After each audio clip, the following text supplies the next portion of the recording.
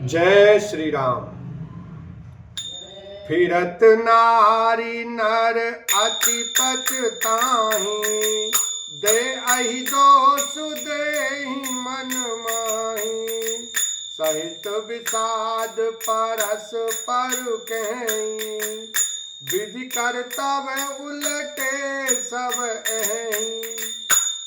लौटते हुए वे स्त्री पुरुष बहुत ही पछताते हैं और मन ही मन देव को दोष देते हैं। परस्पर बड़े ही विषाद के साथ कहते हैं कि विधाता के सभी काम उल्टे हैं। निपट निरंकुश निठुर निशंकु, जहि शशकीन सरुज सकलंकु। रुख कल्प तरु सागरु खारा, तहि पठये बन राजकुमारा। वह विधाता बिल्कुल निरंकुश, स्वतंत्र, निर्दय और निडर है, जिसने चंद्रमा को रोगी, घटने बढ़ने वाला और कलंकी बनाया, कल्प वृक्ष को पेड़ और समुद्र को खारा बनाया। उसी ने इन राजकुमारों को वन में भेजा है। जो पई इनहि दीन बनवासु, किन बादि विधि भोग विलासु। ए बिचरहि मग बिनु पद त्राना, रचे बादि विधि बाहन नाना। जब विधाता ने इनको वनवास दिया है, तब उसने भोग विलास व्यर्थ ही बनाए। जब ये बिना जूते के नंगे ही पैरों रास्ते में चल रहे हैं, तब विधाता अनेकों वाहन सवारियां व्यर्थ ही रचे। एमहि परहि दासी कुछ पाता, सोबग सेज कत सृजत विधाता। तरुबर बास इन्हि विधि दीना, धवल धाम रचि रचि श्रम कीना। जब ये कुश और पत्ते बिछाकर जमीन पर ही पड़े रहते हैं, तब विधाता सुंदर सेज, पलंग और बिछौने किस लिए बनाता है।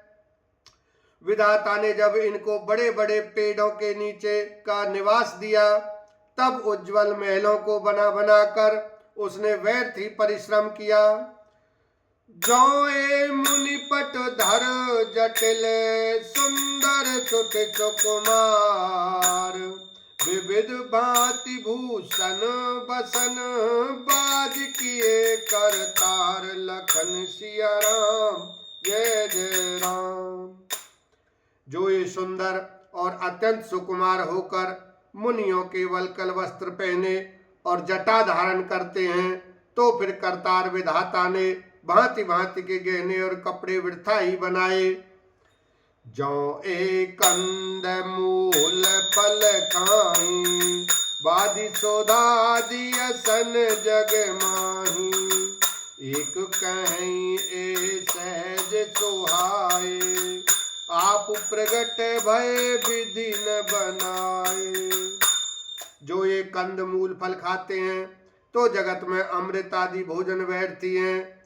कोई एक कहते हैं ये स्वभाव से ही सुंदर हैं, इनका सौंदर्य माधुर्य नित्य और स्वाभाविक है। ये अपने आप प्रकट हुए, ब्रह्मा के बनाए नहीं हैं। जह लगी वेद कही विधि करनी, श्रवण नयन मन गोचर बरनी। देखऊं खोजी भुवन दस चारी, कह अस पुरुष कहाँ असी नारी। हमारे कानों, नेत्रों और मन के द्वारा अनुभव में आने वाली विधाता की करनी को जहां तक वेदों ने वर्णन करके कहा है, वहां तक 14 लोकों में ढूंढ देखो, ऐसे पुरुष और ऐसी स्त्रियां कहाँ हैं?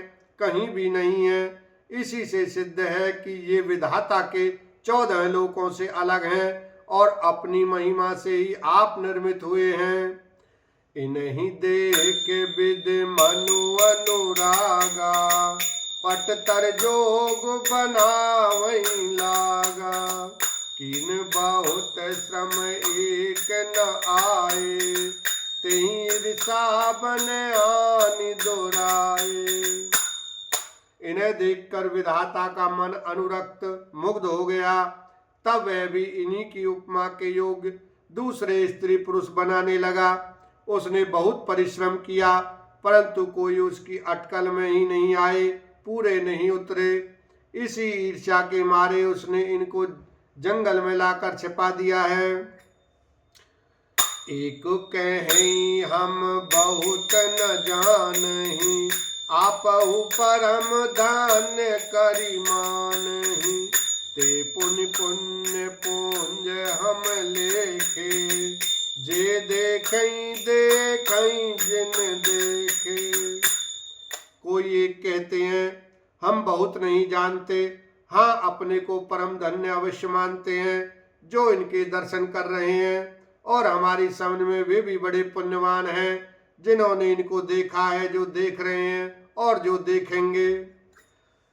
यही विधि कही कही बचन प्रिय, लेहि नयन भर नीर।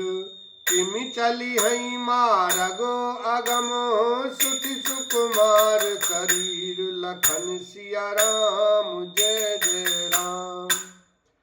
इस प्रकार प्रिय वचन कह कहकर सब नेत्रों में प्रेम आंसुओं का जल भर लेते हैं और कहते हैं कि ये अत्यंत सुकुमार शरीर वाले दुर्गम कठिन मार्ग में कैसे चलेंगे। नारी स्नेह विकल बस होई, चकई सांझ समय जनु सोही। मृदु पद कमल कठिन मगु जानी, गहवरी हृदय कहीं बरबानी। स्त्रियां स्नेहवश विकल हो जाती हैं, मानो संध्या के समय चकवी भावी वियोग की पीड़ा से सो रही हो, दुखी हो रही हो। इनके चरण कमलों में को कोमल तथा मार्ग को कठोर जानकर वे व्यथित हृदय से उत्तम वाणी कहती हैं। पर सत मृदुल चरण अरुणारे, सकुचति मई जिमि हृदय हमारे। जो जगदीश इन्हीं बनु दीना, कस न सुमन मय मारगु कीना। इनके कोमल और लाल लाल चरणों तलवों को छूते ही पृथ्वी वैसे ही सकुचा जाती है जैसे हमारे हृदय सकुचा रहे हैं। जगदीश्वर ने यदि इन्हें वनवास ही दिया तो सारे रास्ते को पुष्प में क्यों नहीं बना दिया। जो मागा पाई विधि पाही, ए रखियई सखी आँखिन माही। जे नर नारी न अवसर आए, तिन सिय राम न देखनु पाए। यदि ब्रह्मा से मांगे मिले तो हे सखी, हम तो उनसे मांग कर इन्हें अपनी आंखों में ही रखें। जो स्त्री पुरुष इस अवसर पर नहीं आए वे श्री सीताराम जी को नहीं देख सके। बोलो सियावर रामचंद्र की जय। उमापति महादेव की जय।